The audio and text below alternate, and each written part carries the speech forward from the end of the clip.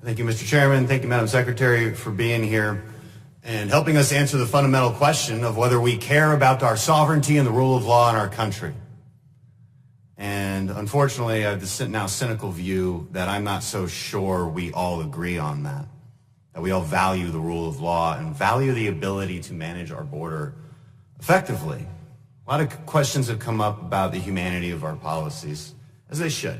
There's some rightful anger about family separation. But unfortunately, it's myopic because nobody ever talks about the other issues that we might have when it comes to our humanity. There's a young woman in my office yesterday. She's from Mexico. She's about 18 years old. She was taken across the border, kidnapped about 5 years ago. On the third attempt, because they were turned back twice by Border Patrol, on the third attempt, they made it through, and she was brought to New York City where she was raped approximately 30 times a day for 5 years. I don't know why nobody talks about that kind of stuff.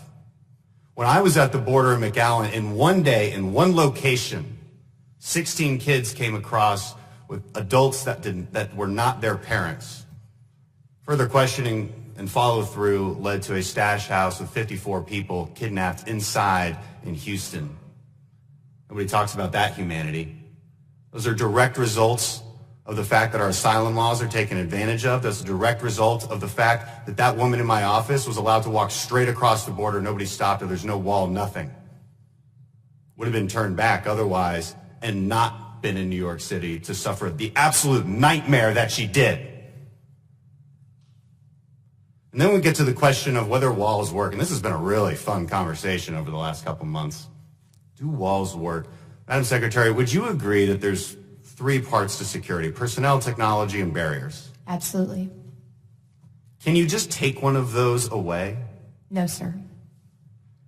When I was down in McAllen and Brownsville, what we see is Brownsville has about 35 miles worth of barriers. And as a result, only 6% of the crossings in that sector take place because walls work. Would you agree with that? Walls work, yes, sir, as evidence. McAllen, about 1,000 people were crossing on some days because they don't have the infrastructure. Would you agree that the biggest difference between the McAllen corridor and the Brownsville corridor would be the physical barriers? The wall system, yes, sir. Been a lot of red herrings that have been thrown out there to argue these points. Drugs like fentanyl come through points of entry. Yes, we know. You would agree with that, right? Yes. Does that have anything to do with the conversation about whether we need barriers between points of entry? It does not, because it's not an either or. There's always the conversation about we just need more technology because then the border agents can just chase people around as we see, because we can sense them coming through. Is that the only solution, or do you need that plus barriers plus personnel? We need all three. We also need the ability to detain and remove when there's no legal right to stay. There's a point often made that the border crossings are the lowest in years. We had about 400,000 last year, although that's quickly on the rise, as you've noted, 76,000 just this last month. The point is often made that because it's lower than in the year 2000, that there's no crisis. Is that accurate? Is 400,000 a year a low number? Sir, it's not, but again, if I could, respectfully, it's because of the flow. It's because these are families. It's because these are children. That is why it's a crisis. It's a terrible, horrific journey that they undertake. And let's get to that. As these arguments are made against points that, frankly, we're not even making, you mentioned the children and why that's the nexus of this crisis. Why does that happen? Is it because of our asylum laws? Is it because of the fact that if you bring a child across the border, well, and I think as you mentioned this before, if you bring a child with you, it's your ticket into the United States. All you have to do is claim asylum. Would you agree that our asylum process is completely taken advantage of? Yes, sir.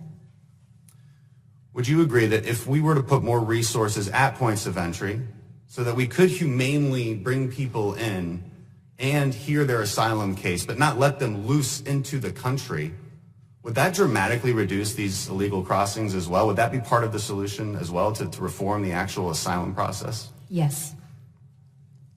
Are there any other issues in the last 20 seconds I have that you want to mention or follow up on? I appreciate that. I would just say that my heart breaks for the system that we have.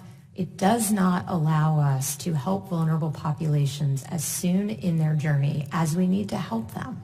There is nothing humane about a system that contemplates what we see today, that contemplates 60,000 children coming across the border unaccompanied, that contemplates the rape and abuse, the trafficking, the child exploitation, the 70,000 Americans who died last year from drugs.